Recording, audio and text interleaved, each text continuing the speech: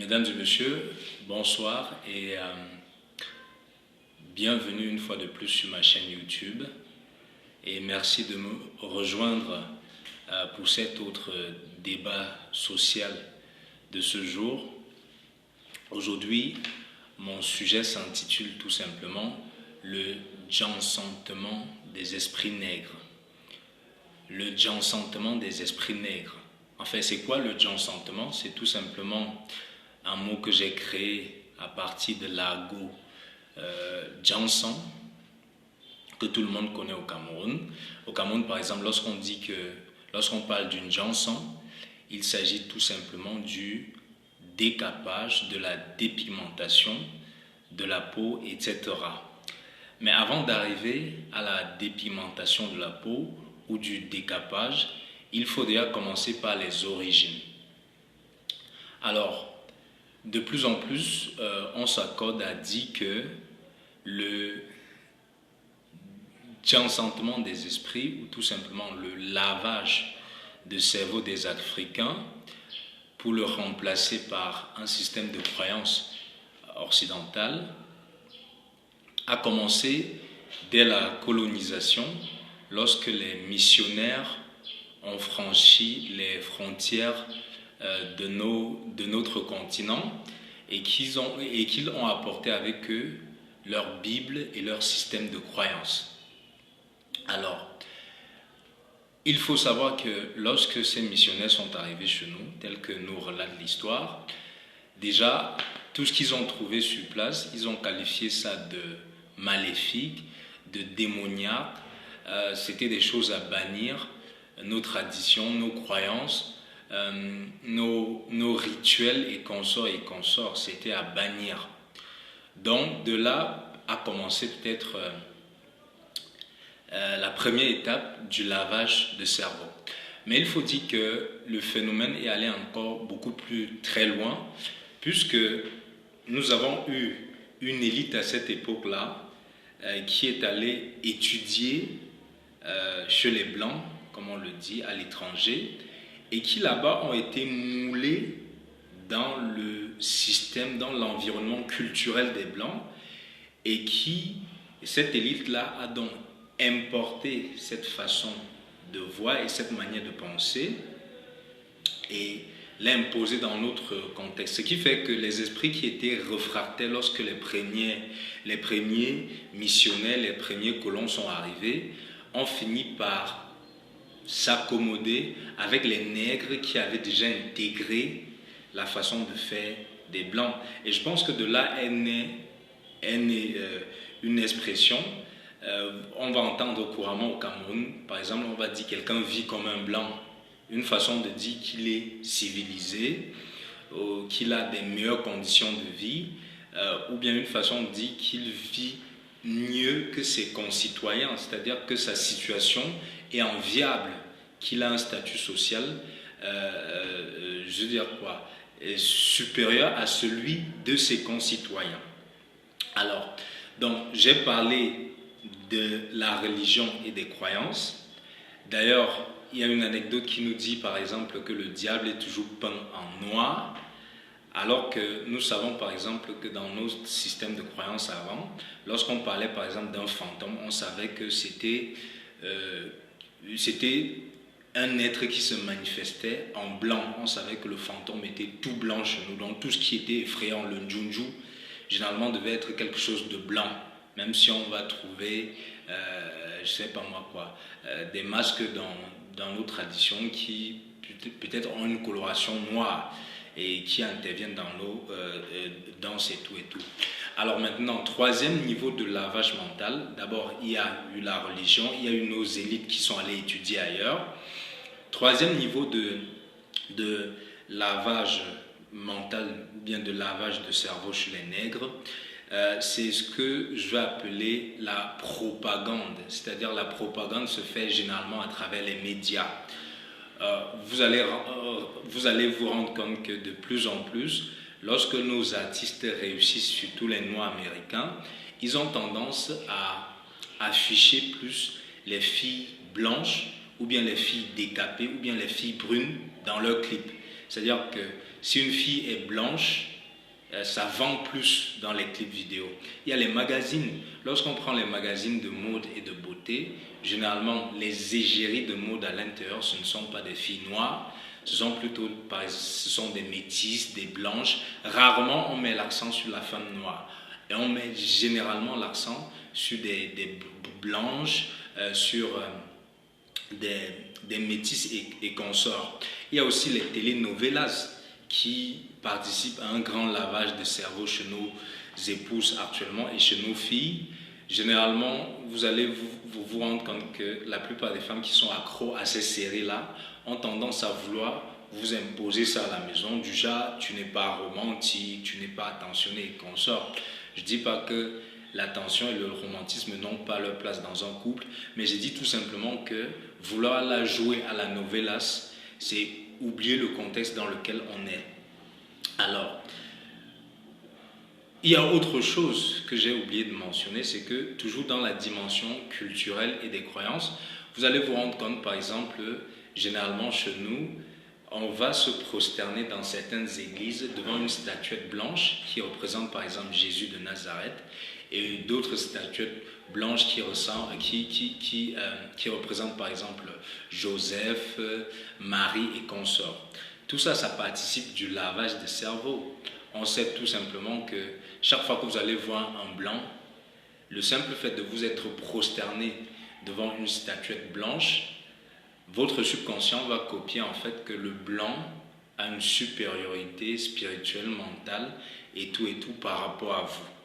Alors, ayant posé les préalables, je veux dire que je décris ce phénomène qu'on voit de plus en plus dans nos sociétés, les femmes qui se blanchissent de plus en plus la peau et qui, pour afficher leur beauté et se montrer un peu plus belles que leurs congénères nègres, vont arborer des perruques brésiliennes, péruviennes et consorts pour marquer leur beauté exceptionnelle. Donc de plus en plus, il semble que si une femme ne s'écorche pas la peau avec les produits chimiques qu'on nous fabrique dans des instituts, entre parenthèses, de beauté, il semble que si elles ne s'écorchent pas la peau, elles ne vont pas être belles. C'est comme si de plus en plus, pour qu'une femme soit belle, il faut qu'elle soit blanche, qu'elle se blanchisse la peau. Il faut qu'elle porte des cheveux lisses. On voit, c'est à la mode dehors. Il faut par exemple agresser son homme pour avoir 100 000, pour porter des cheveux synthétiques, pour ressembler à la blanche, je ne sais pas. Donc c'est terrible. Et puis, il devient souvent de plus en plus difficile pour nous de faire la différence entre une fille brune de nature et une fille brune artificiellement. C'est-à-dire que parfois tu verras une femme brune et il sera difficile pour toi de savoir si à la base elle était noire comme moi ou bien si elle est tout simplement née brune. Et ça devient problématique. L'autre problème que j'ai avec cette histoire, c'est que de plus en plus les femmes qui se décapent, parfois, vous entrez dans un taxi et vous vous rendez compte qu'il y a une femme soi-disant brune assise à côté de vous qui dégage une odeur de viande pourrie et là, ça devient désagréable. Et comment lui dire en fait que madame, vous me disposez avec vos odeurs, étant donné que nous sommes dans une société de liberté où chacun peut faire ce qu'il veut, quitte à indisposer les gens avec ses attitudes. On sait aussi que des conséquences liées, par exemple, je ne sais pas moi, à ce grattage de la peau, on sait qu'il y a le cancer de la peau qui guette la plupart de ces femmes. Et plus pire encore, ces femmes-là qui se grattent la peau, si jamais elles sollicitent par exemple une chirurgie, par exemple une césarienne, on sait généralement qu'une peau dépigmentée aura beaucoup de difficultés à cicatriser. Je ne sais pas si ces femmes sont conscientes de cela. Alors, ce que je retiens aussi comme conséquence de ce grattage de la peau, il faut le dire ainsi, c'est un déni de soi, c'est-à-dire que refuser qui on est, un complexe d'infériorité.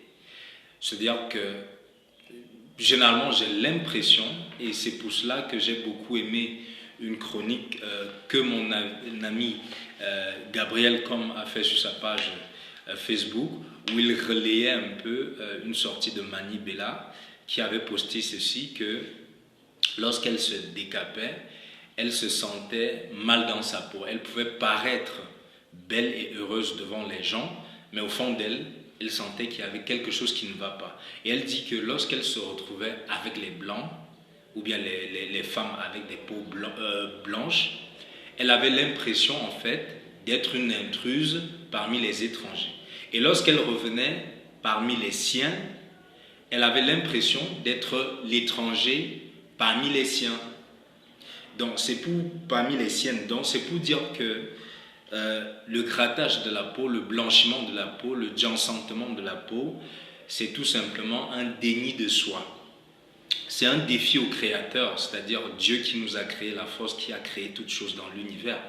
Dieu t'a créé noir et toi tu dis à Dieu, non, tu as eu tort de me créer nègre, moi j'aurais voulu être brune ou blanche, donc je me recrée moi-même. Autre conséquence, c'est une crise identitaire qui est liée, qui est connexe au déni de soi. La crise identitaire, tout simplement, c'est qu'à un moment, on refuse vraiment d'être qui on est, on refuse ses origines et on se dit que on ne parvient plus à se retrouver. On veut s'identifier à l'autre alors qu'on a un soi. Autre chose, ce qui est marrant, l'anecdote, ce qui est marrant dans tout ça, c'est que généralement, vous allez vous retrouver en route par exemple, vous allez par exemple observer une femme qui va accompagner ses enfants à l'école et vous allez vous rendre compte que c'est une femme qui est toute blanche, parfois avec des taches désagréables sur des endroits du corps, comme les cuisses, la cheville et consorts. Et vous allez voir que cette femme accompagne des enfants qui sont tout noirs comme du charbon, alors qu'elle-même, elle est plus brune qu'une orange ou bien qu'une banane pourrie. Et tu vas te demander si elle est en train d'accompagner les enfants de sa voisine ou d'une connaissance, ou ce sont ses propres enfants qu'elle est en train d'accompagner. Donc parfois, on peut se dire, ah, voilà une dame qui part accompagner les enfants d'autrui, alors que ce sont ses propres enfants. Et je me demande que les enfants, au fond d'eux, lorsqu'ils regardent leur mère brune, et ils se regardent eux qui sont noirs comme le charbon, est-ce qu'ils se reconnaissent vraiment comme enfants de cette femme, ou bien, je ne sais pas, ils se disent juste que c'est un miracle de Dieu, qu'eux, ils soient nés noirs comme le charbon, et que leur mère soit complètement brune. Alors, ce qui est aussi marrant, c'est qu'on se rend compte qu'il y a de plus en plus des hommes qui se livrent à cette pratique de dépigmentation, notamment, même au Cameroun, il y a une région qui est très prisée pour se dépigmenter la peau. Je ne vais pas les citer, il y a une tribu, il y a aussi 2 autres régions où même les hommes ont de plus en plus de la manie de se dépigmenter la peau. Il y a aussi des pays de l'Afrique de l'Ouest, là-bas, où les femmes ont ce complexe d'infériorité. Tu vas voir une femme qui était vraiment noire comme la nuit profonde et qui du jour au lendemain va devenir plus brune que la lune ou bien plus brune que le soleil. Et franchement, c'est terrible. Et je me demande si toutes les femmes étaient brunes finalement. Est-ce que les femmes noires ne seraient pas l'exception? Est-ce que tout le monde ne chercherait pas à courir vers la femme noire? Parce que généralement, j'entends les gens dire c'est le temps qui passe le marché. Franchement, moi j'ai dit que ma propre femme, le jour où elle va commencer à se décaper, elle va cesser d'être ma femme. Parce que si elle se décape pour plaire à elle-même, tant mieux. Moi je lui dirais, j'aime pas le décapage, donc je n'ai pas à cohabiter avec le décapage. Mais si elle se décape pour plaire à d'autres hommes, ça veut dire qu'elle n'est plus mienne. Donc, moi concrètement, je n'ai rien contre les femmes qui se décapent, mais je trouve que ce n'est pas quelque chose d'encourageable, c'est vraiment pas quelque chose d'admirable, c'est quelque chose qui va finir par détruire, je sais pas, le socle même de notre culture. J'étais Eric Martial Boujeka, c'était tout pour cette chronique. On se retrouve prochainement pour un autre fléau social ou bien quelque chose qu'il faut encourager dans la société ou dénoncer. D'ici à là, portez-vous très bien. Ciao.